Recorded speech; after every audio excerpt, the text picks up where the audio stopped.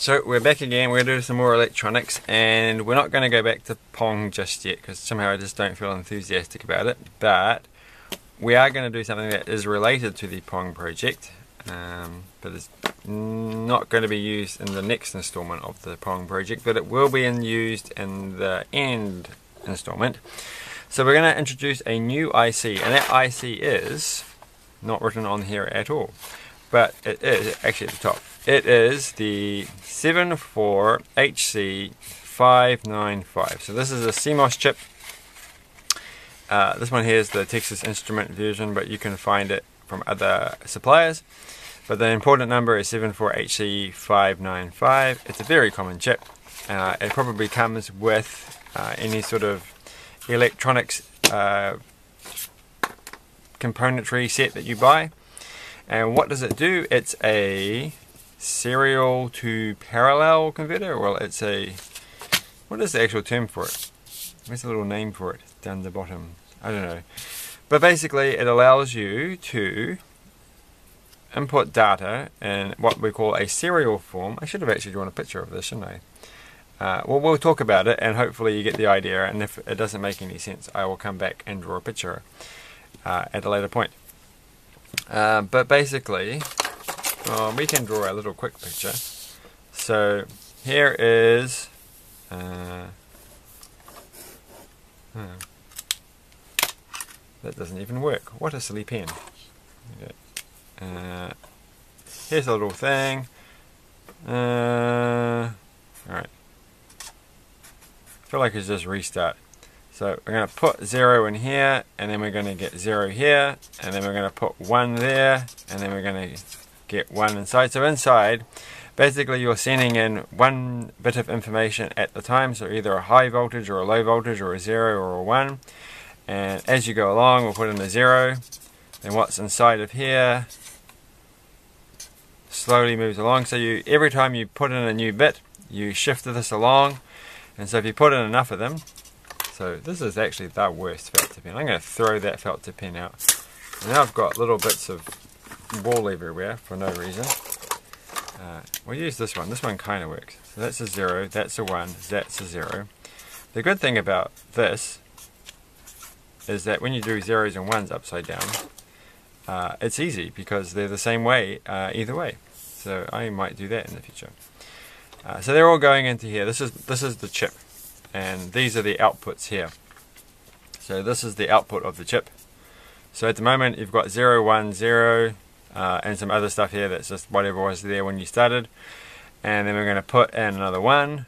So that was a really bad decision. So we'll cross that one out. We'll move it down to here. So now it's going to be, we put in a 1. So 1, 0, 1, 0. And then we're going to throw in another 1. And so then we get 1, 1, 0, 1, 0 is the current input.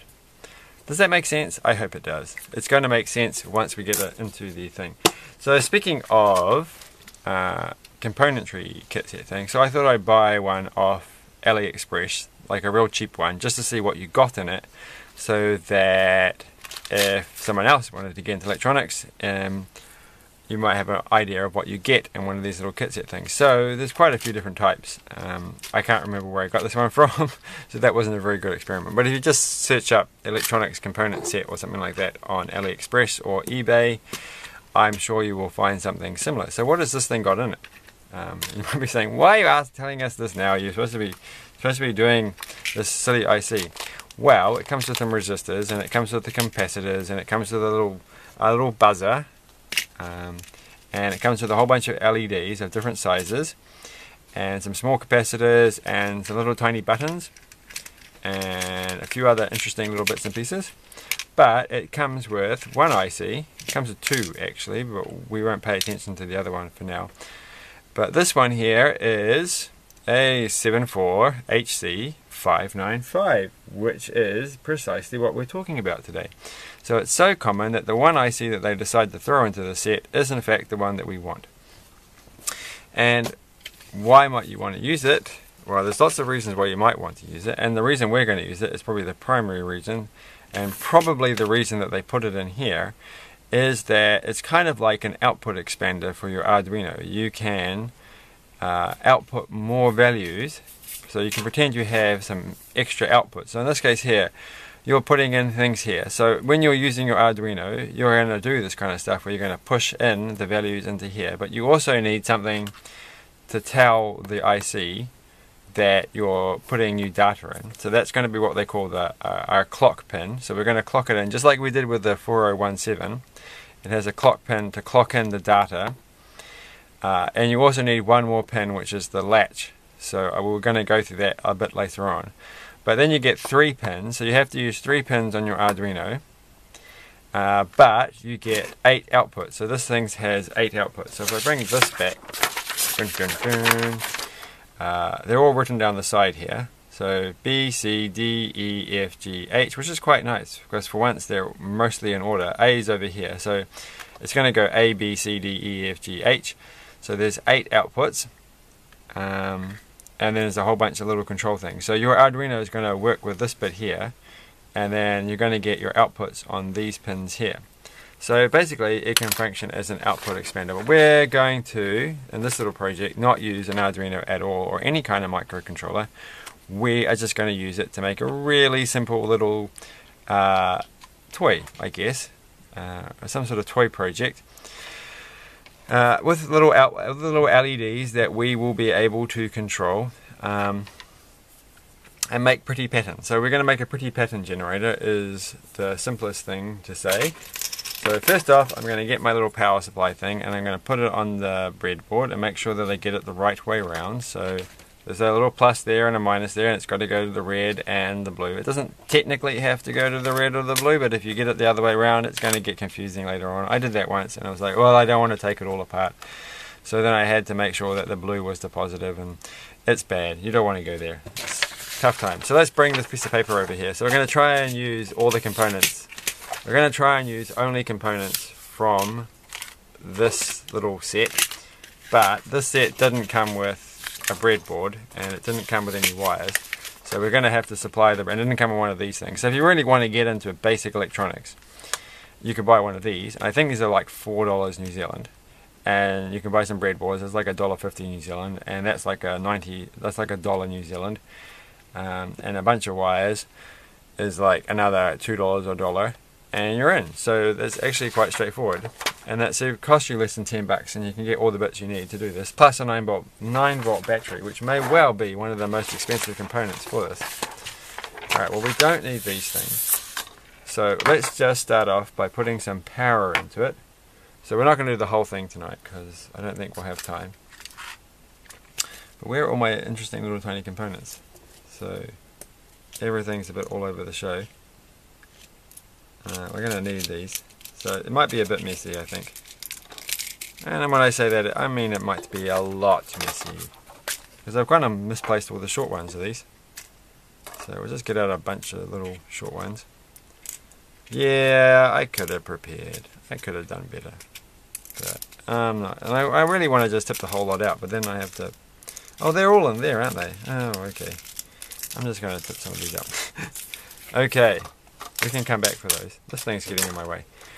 Alright, so the first thing we have to pay attention to whenever we do these things is let's just get the ground sorted out. And we're going to make sure we're facing the right way. So, the little curved bit is in fact over here. So, this is, that went in well. That's the curved bit at the top. Did they pre-squeeze it? Because it fitted in nicely. That would be so nice of them. So get it there so that you know which way you're going. So this is the front bit, this is the bit here. So that means this pin down here is the ground pin. So I'm just going to use this green thing here, and I'm just going to go straight across a bit like that in an angle. So now I've connected up the negative rail to the ground pin, which is what I want to do. And the VCC is going to go to the positive pin. So let's get the colors kind of right. There we go, there's a red one. If you want to get this printout here, just look up 74HC595. This is the Texas Instruments one. So SN74HC595. It will get you straight to a web page that has a PDF, which is where I printed this page from. There's a whole bunch of information. Different manufacturers have different qualities of documentation, like they emphasize different points. So download them from whoever is has one available, and just look over them and see if that helps. So, and we are going to need the output enable. So for this thing, that's always going to be true. We always want to enable the output. So these are kind of handy in that you can blank everything at once. So this is why I got confused with the 4017, because I kind of thought whatever was in the 4017 was a bit like this one. So when it's got the little line above it, it means it's true when it is pulled low. So you want it to make the output enabled, you have to pull it low. So we're going to have to, I feel like I should have a shorter one. We'll use this one. Is that going to be too short? Alright. It has to be, it's pin 13, which is 1, 2, 3. So it's, oh, this is going to be confusing. I probably should have just gone through. So VCC, QA, serial, and that one. I think that's the right one. Like, what if there's an easy way of doing this, of course, is that the pins are numbered. Is that this is numbered. So 1, 2, 3, 4. This is in pin line 22. That one's in 19, 22, 21, 20. That sounds about right. Okay, so we've got that part done. We've just got to work out what all the. So this pin here is the serial input. That's the serial clear, so we kind of have to do that at some point. We don't have to worry about that one. We can just kind of ignore it. In fact, what we do want to do is we don't want to clear it ever. So the serial clear, we will have to tie to high, so that it doesn't do that. So there's a line above it, which means it clears it when that goes low. I'm hoping if I get this wrong, it's alright. You can just play around until it works. I was having a go with an IC recently. I think it was a 4049 to practice for one of these videos, and man, I abused that thing. I put it in the wrong way, put all the wires, just wasn't paying attention. I had it all set up the wrong way, and you'll never guess what, but it still works fine. So these things sometimes can take a bit of a battering. But it might just be me. I don't find that I'm the kind of person that generates a lot of static electricity, so I don't damage things that way. And I guess I'm not that foolish when it comes to plugging things in. But I was still kind of impressed that you can plug them in the wrong way. I think it was just a bit of luck, though. Bit of luck. So we don't have to worry about that thing there. That's just for passing it on to the next one in the chain. So you can link these. The good thing about these is that you can actually just chuck on another one on the end, and without adding any more pins to your Arduino, and then that can shift. So basically what will happen is this will shift in stuff and it will shift it out to the next one, which is what this thing is for. And so then you can sort of daisy chain them together and have a whole bunch. So you can not just get 8 outputs, extra outputs, you could get even more. You could get 16 or so on. So that's a kind of neat little feature. That can come in handy later on. In fact, what you could have done, we could have done the Pong game entirely with these things instead of using the 4017, but that's just not cool. So I don't want to do that. So we're not going to. So what's the R clock? Why is it called R clock? It probably should be called latch. One of them will latch the output. This is where it gets a bit tricky. So we may. I don't know if it's going to work. It does. It seems to work, but we're going to have to do it. Be a bit smart, and that will be the next video on how to get the R clock bit to work. I think it's the R clock. Alright, so let's just hook up some LEDs. So this is the part that's going to be exciting. And I kind of feel like I should use the rubbish wires for this, but I'm not going to. I'm just not. What's the easiest way of doing this though? I don't think there is an easy way. Well, alright, so this green one is going to go to, well, it's going to go to A. So A is over there, so we're going to jump across like this. Got to get this the right way around. Alright. And then we're going to put a resistor in there. So where's my little bag of... hold on a second. We're going to use these ones. So, hold on. Which are probably too high. But hey, These things are cheap, and we're just doing a demonstration. So I really think you probably should aim to have a bit lower, like this should be a bit higher. So this should probably be a 470 ohm resistor, not 120 like I'm just using now. But I'm sure it will work. I mean, what's the worst? I mean, we kind of want to find out what happens if you do push these things a bit. So that one's there, and then we need some more LEDs. I kind of feel like I should actually make them all the same, because then it will look better. Well, we are going to use the green ones for a while. So this green one is going to go next to that green one. They could just jump across, so we could have some over here. So I have made another project which we're going to go through and complete. And I've been working on it for such a long time because I just ran out of excitement. I was going to actually go through it and make a proper PCB, like design a PCB to go with it.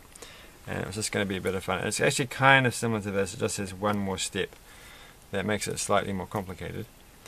Alright, so get out the little resistors. And they're all going to go to the negative bit. I don't know, if we're running out of time, we might just do the green ones and come back and do the next 4 next time. And because I would like to get something to come out of this, but it won't actually be that hard. And we're going to use our trusty friend. And I feel like I should just cut these a bit short. But this is going okay. Oh, I should have put the wires in first. That was dumb. Alright, so this one, if you're really smart, you're going to get these to line up. We're not going to get these to line up. We're just going to bend the wires a bit. Oh, I feel bad doing that. Oh, I feel so bad. Oh, here we go. We're going to use this. We're going to use this stuff. And I have no idea. Oh no, I do. Alright, we're just going to make some wires up. And we're going to make a mess. A big mess. So we're going to chuck that one up. So I thought I written my name on there, but in fact I've just drawn an eyeball, so it looks like an actual dinosaur. So immature. But who doesn't do that? Alright. Because I don't really want to give away my secret identity. Alright. And so that one, I really shouldn't have put the resistors in first. That was a bad idea. But it's not a terrible idea, and it's not exactly like it's yet. So make sure the wires don't touch. Don't cross the streams. Very important. And the good thing about this one, oh, it was too short. Hold on, move around. And is that they are in order, roughly in order. So it makes it a little bit less of a pain to work the whole thing out. It's not like that 4017 that we've had to deal with. So I think maybe we'll just do the 4, and then it will be okay. Oh, okay. Okay, I gave up. Yeah, that was really dumb. Don't put the resistors in first. Put these things in first. Otherwise, we'll be here forever until the end of time. And also, I think that one's a bit too long. There we go. It's kind of in, almost touching the other one though. So we won't do that. We'll cross them over like that. Oh, I broke the thing. Oh, I give up. Oh no. Oh, it's just going. I've never had that happen before. Okay. Well, that was a terrible wire. So I'm just going to abuse these ones. These ones are thicker wires, so they're a bit easier to work with. That one's going to go to there. I don't want to abuse all of them. We'll just abuse the blue ones. And put that one there. And that one goes to the next one along. They're going to get more and more scrunched up here. And then that one can go to there. So they're crossing over a bit, but that's okay. The wires are not touching anything. and then we've got to get that one to go into there. Alright, they really should be cut a bit shorter because they are very close to touching each other. But in some places it doesn't matter if they touch, and in other places it does. So, alright, so there's 3 of them in, and so we're almost there actually. We're almost there. Where did I put that little thing that we need? Oh, I knew this was going to happen. Oh, here it is. Okay, so we're going to use our little friend, the pulse generator. So this is what's going to make the clock. So basically, what happens, and we're going to just to start off with, so we're going to put some proper buttons in, but we are going to use this thing here for now. Actually, which ones we do? So which one is the clock pin? So which one's the serial input pin? It's number 14. So this pin here is going to be free. And I'm going to use this wire to change between a high voltage and a low voltage by doing this. And if you remember from the pull-up video, that's not going to be the best way of doing things. Pull up and pull down resistors. But later on we're going to add in a button. So the idea is that the LEDs are going to have like a moving sequence that goes round and round and round. So we are going to actually need this thing here, but we'll do that next time. And you can add in the light, or you can remove the light by pressing the buttons. So you'll see what I mean in a second. We can do an even simpler one maybe. So this thing here, just got to check which is which. So the yellow is going to go to the positive, and the blue one is going to go, no, the green one is going to go to the negative, and then this is going to be my input. Oh, okay, we're going to have to cheat a little bit. No, we're not. Okay, so this is the serial clock. So this one is that pin there. So the problem is, so one of them is the clock that clocks the serial along, so it moves it along one. And what will happen is when you clock it, so when it goes to clock it, it means to go from a low voltage to a high voltage. So on the rising edge, when this happens, it will take whatever is currently being input into the serial thing. So either if this is a high voltage or a low voltage, that is what it's going to shift in to the A position, and it's going to shift the A position into the B position, and the B position into the C position, and so on and so on and so on, and then it's going to push H out, so here. And so then what we are going to do is we're actually going to how am I going to get that to work? Okay, we're going to come back to that. We're going to come back to it. It will be fine. Alright, so what I want to do in this case, I'm going to, so this is the other one here is the latch. So this basically, when you clock this, you do the same thing, you go to a high voltage. Then it takes, so it has these two, it has two registers is what they call them.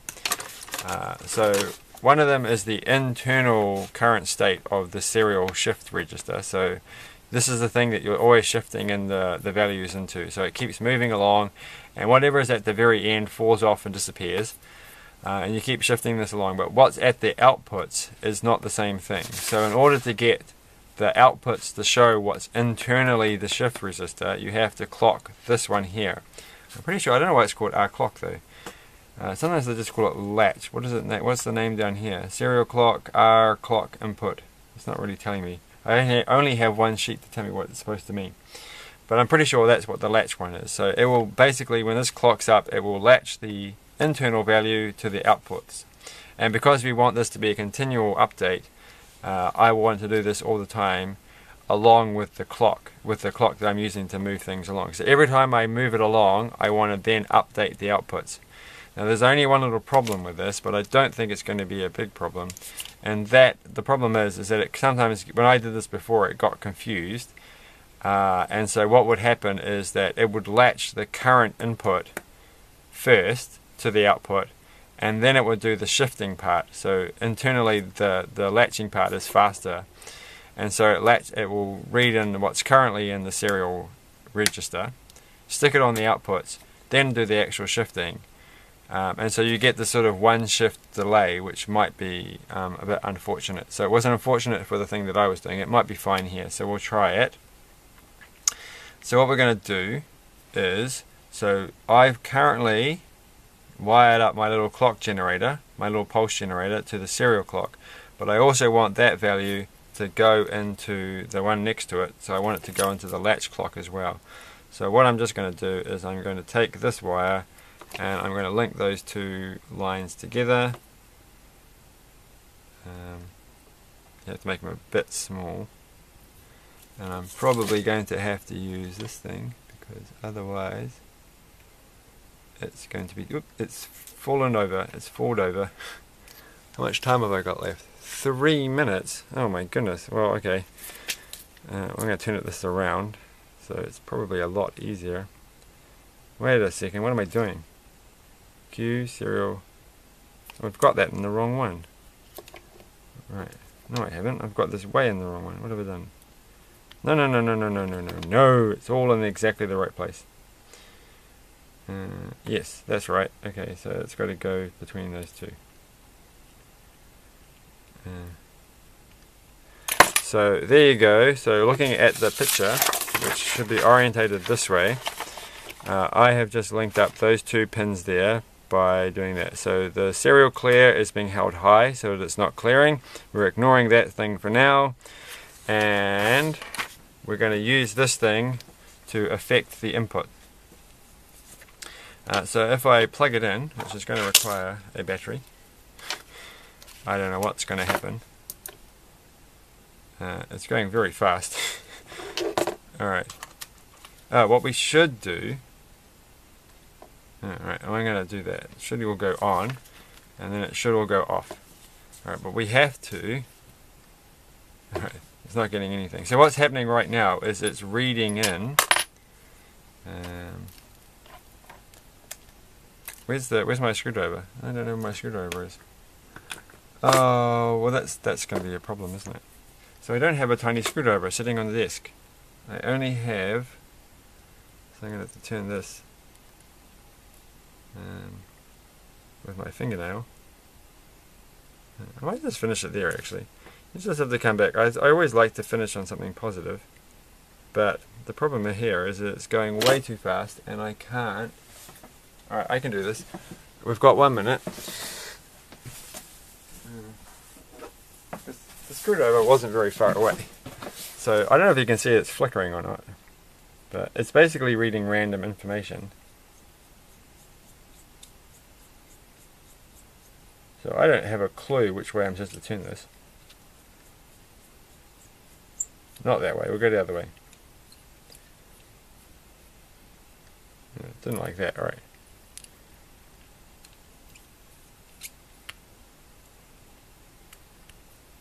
Of course, what I could do